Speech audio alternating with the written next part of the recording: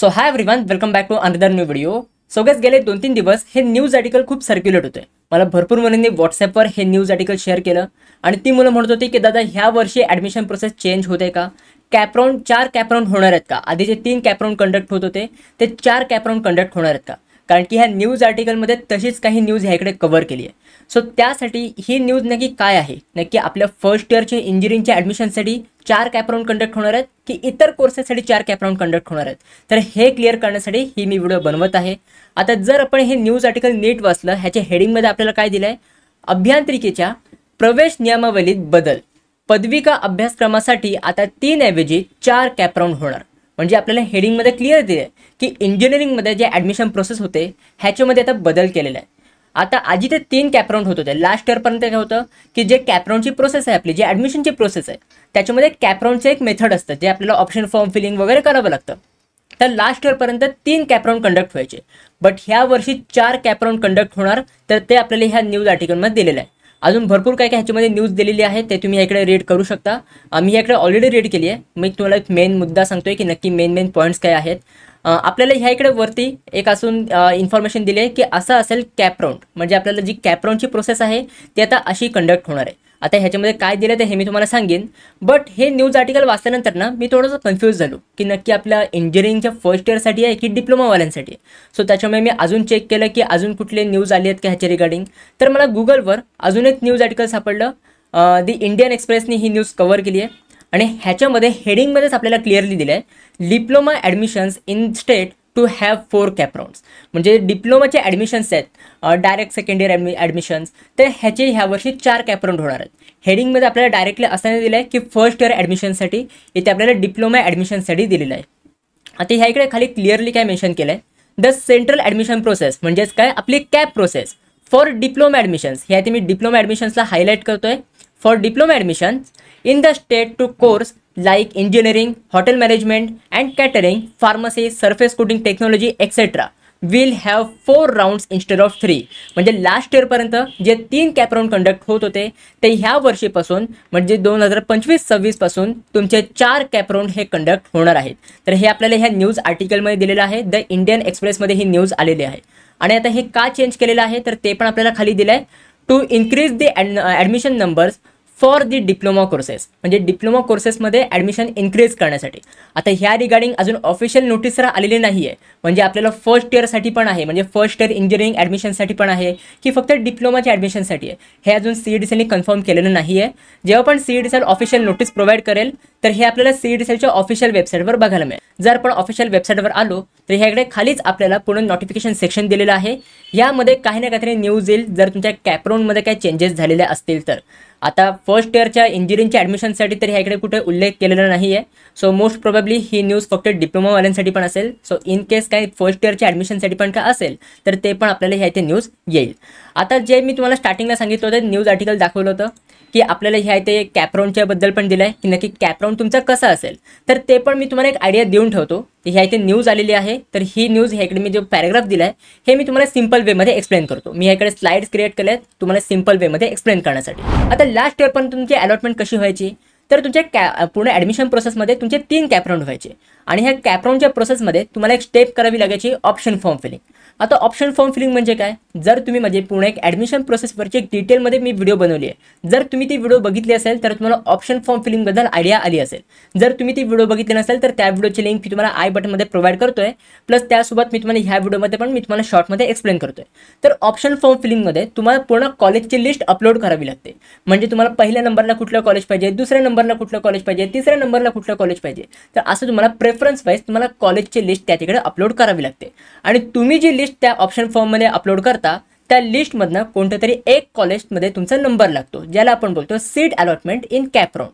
Seat allotment in CAP round म्हणजे काय की ऑप्शन फॉर्ममध्ये तुम्ही जी पण कॉलेजची लिस्ट अपलोड केली आहे त्या लिस्टमधनं कोणतं तरी एक कॉलेज तुम्हाला मिळतं. आता सीट अलॉटमेंटमध्ये जर तुम्हाला लिस्टमधनं सगळ्यात पहिलं जे तुम्ही कॉलेज ठेवलेत जर तेच तुम्हाला कॉलेज मिळालं तर ते कॉलेज तुमचं ऑटो फ्रीज होऊन जातं. म्हणजे फॉर एक्झाम्पल मी याकडे एक कॉलेजची लिस्ट बनवली आहे. जर मला ह्या लिस्टमधनं पहिल्याच नंबरचं कॉलेज मिळालं, जे मी पहिल्या नंबरला COEP कॉलेज ठेवलं आहे, जर मला COEP कॉलेजमध्येच माझा नंबर लागला तर ते कॉलेजमध्ये ऑटो फ्रीज होतं. ऑटो फ्रीज म्हणजे काय की ते कॉलेज माझं ऑटोमॅटिकली लॉक्ड होतं. आता ऑटोमॅटिकली लॉक म्हणजे काय, तर हे पण मी तुम्हाला त्या व्हिडिओमध्ये एक्सप्लेन केलेलं आहे शॉर्टमध्ये. स्टील मी तुम्हाला सांगतो की तुमचे सीड अलॉटमेंट झाल्यानंतर तुमच्याकडे 2 ऑप्शन प्रोव्हाइड केले जातात. एक असतं सेल्फ फ्रीजचं आणि दुसरं असतं नॉट फ्रीजचं. म्हणजे जर तुम्हाला पहिला नंबर सोडून इतर कुठल्याही नंबरचं कॉलेज मिळालं असेल, म्हणजे फॉर एक्झाम्पल 3ऱ्या नंबरचं कॉलेज मिळालं असेल, 4थ्या नंबरचं कॉलेज मिळालं असेल, तर तुमच्याकडे एक ऑप्शन असतात की तुम्हाला सेल्फ फ्रीज करायचं आहे की नॉट फ्रीज करायचं आहे. म्हणजे ते कॉलेज तुम्हाला घ्यायचं आहे की नाही घ्यायचं आहे, तुम्हाला पुढच्या राऊंडमध्ये जायचं आहे. जर तुम्हाला ते कॉलेज घ्यायचं असेल तर तुम्हाला सेल्फ फ्रीज करावं लागतं. जर तुम्हाला ते कॉलेज नसेल घ्यायचं, तुम्हाला अजून पुढच्या राऊंडमध्ये पार्टिसिपेट करायचं असेल तर तुम्हाला नॉट फ्रीज हे करावं लागतं. बट इन केस त्या लिस्टमधनं जर तुम्हाला पहिल्याच नंबरचं कॉलेज मिळालं तर तुमच्याकडे ते कॉलेजमधलं ऑप्शन सिलेक्ट करायला राहत नाहीत. म्हणजे तुम्हाला सेल्फ फ्रीज करायचं आहे की नॉट फ्रीज करायचं आहे हे तुम्हाला ऑप्शन नाही दिले जात. जर तुम्हाला पहिल्या नंबरचंच कॉलेज मिळालं असेल तर ते कॉलेज तुमचं ऑटोमॅटिकली लॉक्ड होतं आणि त्याच कॉलेजमध्ये तुम्हाला कंपल्सरीली ॲडमिशन घ्यावं लागतं. त्यालाच आपण बोलतो ऑटो फ्रीज. एकदा तुमचं ऑटो फ्रीज झालं तर तुम्ही पुढच्या कॅपराऊंडमध्ये, कॅपराऊंड 2मध्ये किंवा कॅपराऊंड 3मध्ये तुम्ही पार्टिसिपेट नाही करू शकत. तर हे तुम्हाला लास्ट इयरपर्यंत दिलं होतं. But as per news articles ह्या वर्षी कसं होणार आहे की तुम्हाला कॅपराऊंड 1मध्ये सेम तसंच होणार आहे की तुम्हाला पहिल्या नंबरचं कॉलेज मिळालं तर तुम्हाला ऑटो फ्रीज होईल. इतर नंबरचं कॉलेज मिळालं तर तुम्हाला 2 ऑप्शन प्रोव्हाइड केले जातील फॉर कॅपराऊंड 1. बट कॅपराऊंड 2साठी तसं नसणार आहे. कॅपराऊंड 2साठी कसं असेल की तुम्हाला जे तुम्ही कॉलेजची लिस्ट अपलोड कराल त्या कॉलेजच्या लिस्टमधनं जे तुमचे पहिले 3 प्रेफरन्स तुम्ही ठेवाल, त्या 3 प्रेफरन्समधनं जर कुठलं तुम्हाला एक कॉलेज मिळालं तर ते कॉलेज तुमचं ऑटो फ्रीज होईल.